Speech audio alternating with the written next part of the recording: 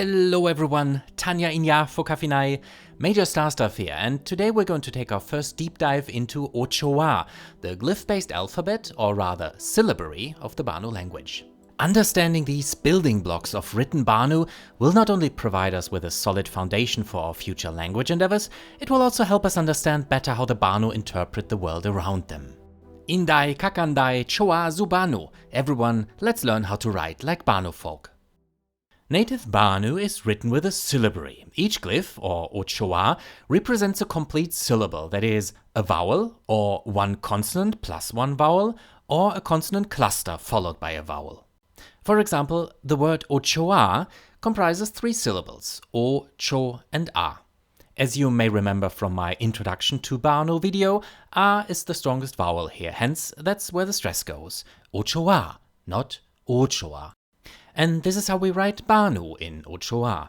Again, A is the strongest vowel here, so it's pronounced Banu, not Banu.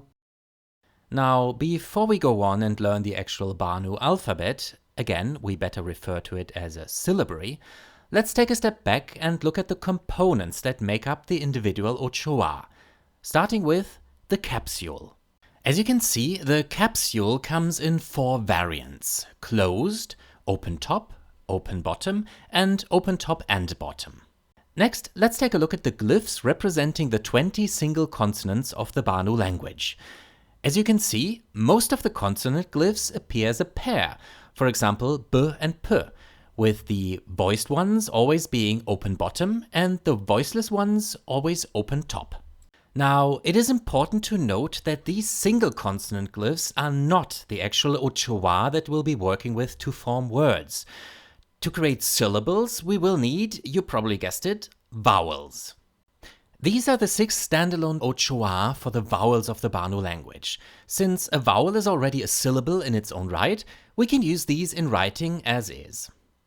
Now, here's where the real fun begins. In order to create syllables from the single consonants, we will obviously have to combine them with the vowels in one way or the other. To achieve that, we use something that linguists call diacritics. Diacritics are used in many languages to modify the sound value of the letters to which they are attached. They come in many shapes and sizes and are used for different purposes. You may know diacritics in the form of accent markers, say in the French language, where they appear as the accent aigu, the accent grave, and the accent circonflexe. Or from the Arabic script, where diacritic points called niqat al-ajam are used to distinguish various consonants that otherwise share the same form.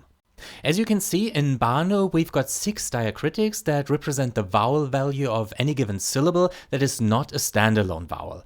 To achieve that, they are simply added to the respective consonant, above and or below its capsule. Equipped with these building blocks of Ochoa, let's now find out how the Banu language combines glyphs to create syllables that we can use for actual writing. The Banu syllabary. If we take the 20 single consonant glyphs and combine them with the vowel diacritics, we finally get the Banu syllabary, which in total comprises 234 syllables, 228 consonant vowel combinations, plus the 6 standalone vowels as syllables in their own right. As you can see, there are a number of syllables that begin with what we call consonant clusters in linguistics. In Banu, these are created by sticking a miniature version of the initial consonant onto the front of a full version of the second one. Now, you may be wondering, how am I supposed to memorize 234 syllables? Well, the good news is, you don't have to in the first place. Instead, what I recommend is learning only the 6 standalone vowels, their respective diacritics, and the first row of the syllable chart, so only the 38 consonant vowel combinations based on the I vowel, for a total number of 50 glyphs. Having memorized those, you will then be able to deduce the remaining 184 consonant vowel combinations simply by looking at the different diacritics. In fact, if you're anything like me, you're going to notice that recognizing the vowel sound attached to any glyph will be the one thing that comes naturally after only very little practice.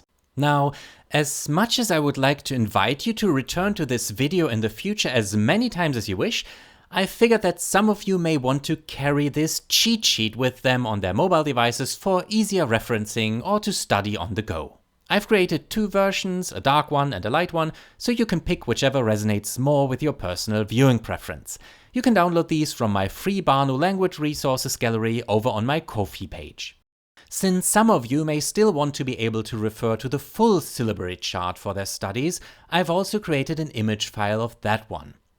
As the full version may be a little bit difficult to read, and because apparently I've got nothing better to do with my life, I've additionally created one for which the syllabary is broken down into 6 sets, reflecting the traditional order of Ochoa as the Banu would memorize them. Again, there's both a dark and a light version available for download from my Ko-fi page. Now that we know the Banu syllabary, let's look at a few examples to get used to reading Ochoa in the context of actual words and sentences. What should become obvious right away is the fact that Banu puts spaces between individual words. All punctuation marks in Banu are placed both at the end and the beginning of each sentence, much like exclamation and question marks work in Spanish. In this example, we've got exclamation marks, so let's put them right there for our transcription into standard Romanized Banu. Next, let's find the standalone vowels, because those are the easiest to read, really. Sadly, in this example, we've got only one, I. Luckily, to both its left and its right, there's the same syllable, ña. Note how the miniature version of the initial n consonant is stuck onto the front of the full version of the y glyph to represent the consonant cluster ñ. Placed around the full consonant part of the cluster is the diacritic representing the vowel a. Speaking of which, we've got 2 more syllables here with an a vowel, ta and ka. The lonely syllable there is fo, the f glyph with the 2 ears on top that represent the o vowel, and a phi syllable based on the same consonant, just with the e diacritic sitting on its top. The last one has the I diacritic and the capsule shows an n consonant, so this one is nai. And there you have it. Tanya in ya for kafinai. Lucky to see you, everyone. On to our second example. Our punctuation marks here are full stops or periods, depending on which term you prefer. I will call them full points, since they are, again, placed not only at the end of a sentence, but also at its beginning. Our standalone vowel syllables here are e and u. We've got 2 syllables based on the t consonant, one with the little ears that give it away as to, and one with the a diacritic, ta. The next syllable is sky, and the last 2 are me and ja. Eto takai u meja. My name is Meja. Note how the irregular stress on the me syllable is marked with a vertical bar to the right-hand exterior of the capsule it belongs to. For comparison, here's again my name, Meja, and the same 2 syllables without the irregular stress marker, which would be pronounced regularly as Meja. Let's try one more. This time we've got question marks, again both at the beginning and the end of our sentence.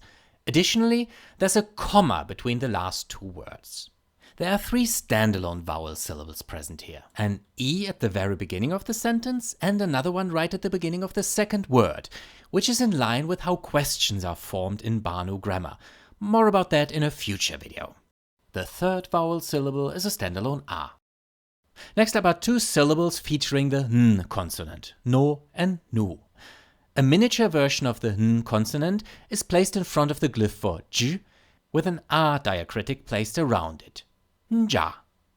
If we turn the j capsule upside down, we get ch, and the 2 little ears turn it into the cho syllable. There seems to be an awful lot of a diacritics involved here, also in the next syllable, ba, which is preceded by a zu syllable. The last 2 syllables are ki and da, so our question here is iinun ja choa zu Banu ki da. Can you perhaps write Banu? You may have noticed the changing symbols in the upper right-hand corner. Those are actually Banu numerals, but we'll take a look at those in a separate episode as well. Now that was fun, wasn't it? And not all that difficult. Of course, there's only so much that a video can teach you when it comes to reading and writing a new alphabet, so I would like to encourage you to keep studying Ochoa, be it by reading native Banu language material or by writing your own texts. For typing Ochoa on your computer, I recommend you use the official Banu font from the Star Citizen fan kit, which you can download from the Roberts Space Industries website. And that's it already for today's episode of my ongoing series about the Banu language. I hope you enjoyed this introduction to the Banu syllabary. As you may have already guessed, creating the slides for this video, preparing the supplementary material, recording the voiceover and finally putting everything together was a lot of work, so I really hope this video will be informative, entertaining or both for some of you. If you think I deserve it, please give the video a thumbs up and consider subscribing to my channel so I know whether or not I should continue working on this practical guide to the Banu language. Also, don't forget to leave a comment with your thoughts or questions below. If you would like to support me further, you can do so via my Ko-fi account at ko-fi.com/major_stuff, which is also where you can find the free downloads of the Ochoa cheat sheet and the Banu syllabary documents that I shared with you in this video. All the links in the video description. That's it for today's video. Bye, until next time, or as we say in the Protectorate, michæ, get rich.